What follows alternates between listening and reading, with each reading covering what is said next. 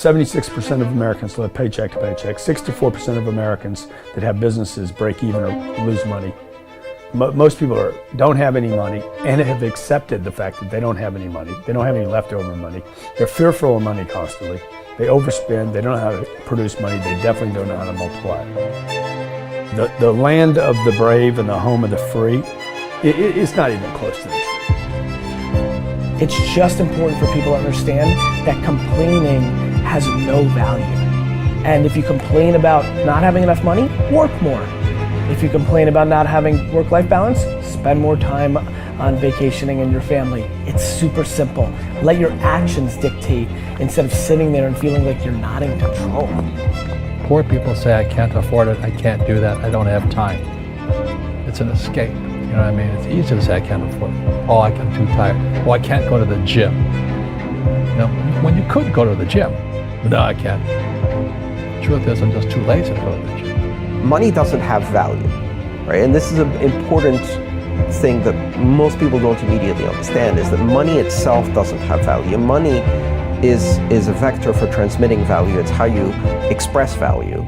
But the value isn't in the money, it's in the product or service you bought with it, and it's in the labor you gave in order to acquire it in the first place. That's where the value comes from. There's nothing intrinsically valuable in the money. You shouldn't put money in a house, you should put money in your brand.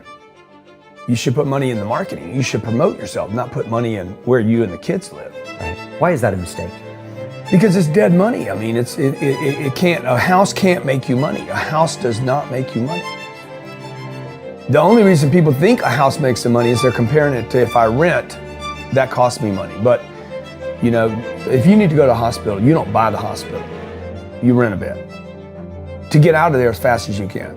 If you go on a trip, you go to America and you want to go to Disneyland, you don't buy the hotel, you rent a room. And nobody thinks poorly of that. They're like, yeah, I'm gonna go there, use the place and get out. That's what you should be doing with your living. Find a place where you can rent. Pay rent monthly. Don't own the house. And take all the money that you would have put in that house purchase, down payment, extra money, fixing it up. Use all that money to improve your business and yourself so that you can get more money. Right? So I see so many people here like, I'm gonna invest 300,000 pounds in a house to hopefully make $30,000, 30,000 pounds. Right. I'm gonna buy it for 300, maybe I'll sell it for 600,000. I'll double my money. Fixed in one place, by the way, where no money comes to you. Money does not go to homes. Right, and that's a big thing on your career is moving locations. Yeah, I've moved 5 or 6 times. I can move another 4 or 5 times. Because people who stay in the same place get too comfortable. If you study wealthy people, they're mercurial. They're moving, they're mobile. They're not talking, Warren Buffett and Bill Gates do not talk about the home they live in. They talk about the places they're going to. They go meet money, they go meet wealth, they go meet connections. People are stunningly accepting of anything if they actually believe that's the purest form of it. I think I'd be less acceptable if I hedged. I really do. People will accept you. People accept everything. Just be you. Be you, and clearly people like react. When you're trying to fake something and you've got bad intent, well then that's visceral and we hate. But I actually think we don't give love to the person that actually knows they have it and they're trying to fake it to conform. Hence why I won't adjust to this market all the way, because I don't think I'll be respected. I know what my intent is, so why would I be scared? I want to build the biggest building in town. That's who I am. And you know how I want to do that? By building the biggest building in town. And a lot of people want to build the biggest building in town, and you know how they want to do it? By tearing everybody else's building down. Poverty is passed on. It's taught in your families. And middle class is taught in families.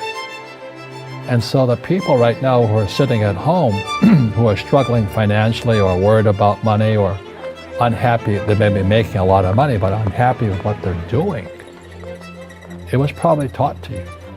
You know, your super ego was taught, get a job, work hard, or you'll never be rich, or the rich are evil, or whatever. And until you change your mindset, Correct. Money won't help you, right? Correct.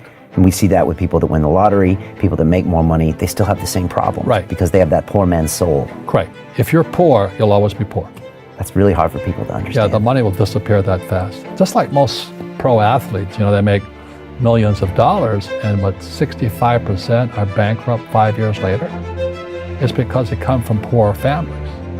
Now you tell them that, they get very angry at you. It's not, it's the rich fault. It's you guys ripped me off, and government ripped me off. But unfortunately,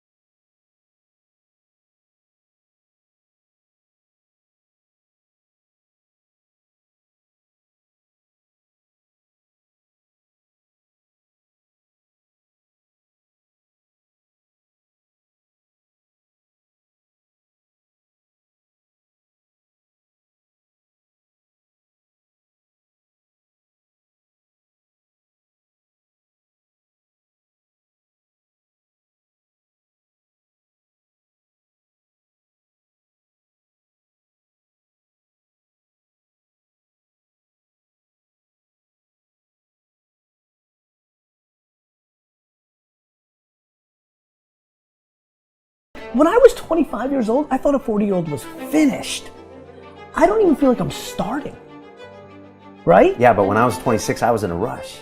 I understand. And all of those guys and girls on the streets last night, when you say that to them, like their face kind of goes blank, because all the stuff they watch, MTV, music videos, it's all about the bling now, and the this now, and the this now. And MTV's tamed. You start following people on Instagram, and it's a disaster. They're all pushing it's all about champagne and private planes, and you can get it too, and just sign up for my course, and everybody's falling for it. So I'm coming out, and first of all, I want to be historically correct. Nobody in 100 years is going to watch that video and say that I was full of crap. I like that, right? Number two, I want my legend to grow. I'm always fascinated by politicians and world figures. Like Winston Churchill, his brain continues to grow, right? I want that. When I'm dead, I want to be in the ground at peace knowing my legend's growing. I want that. I want that in the business world. And so I'm giving real advice, and real advice looks like this. When you're 19 and you can spend 7 full years learning your craft, meeting people that are mentors, being patient, and you wake up and you're 26 years old